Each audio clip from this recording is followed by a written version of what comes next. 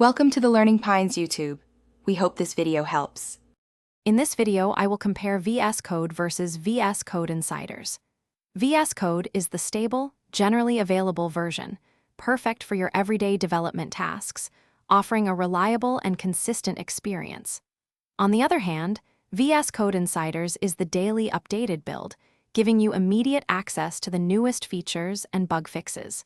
It's essentially a sneak peek into what's coming next, allowing you to test upcoming functionalities before their official release to the broader public.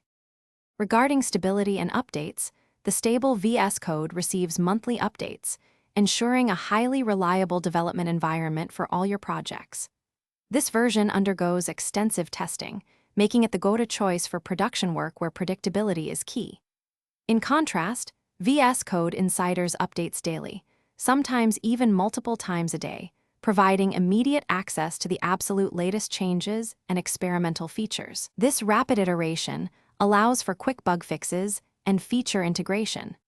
When it comes to features, Insiders builds are where experimental functionalities first appear.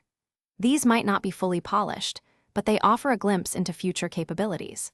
A significant benefit of using Insiders is the opportunity to provide direct feedback, actively influencing the development of future stable releases.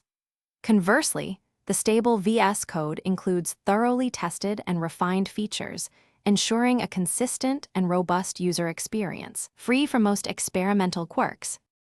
So, when should you use each version? For critical projects demanding maximum reliability and a predictable environment, the stable VS Code is your best bet.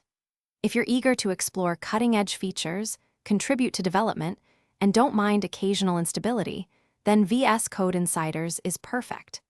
Many developers find it beneficial to run both versions side by side, using the stable for daily work and Insiders for testing new advancements. Thanks for watching. Consider subscribing if we helped you.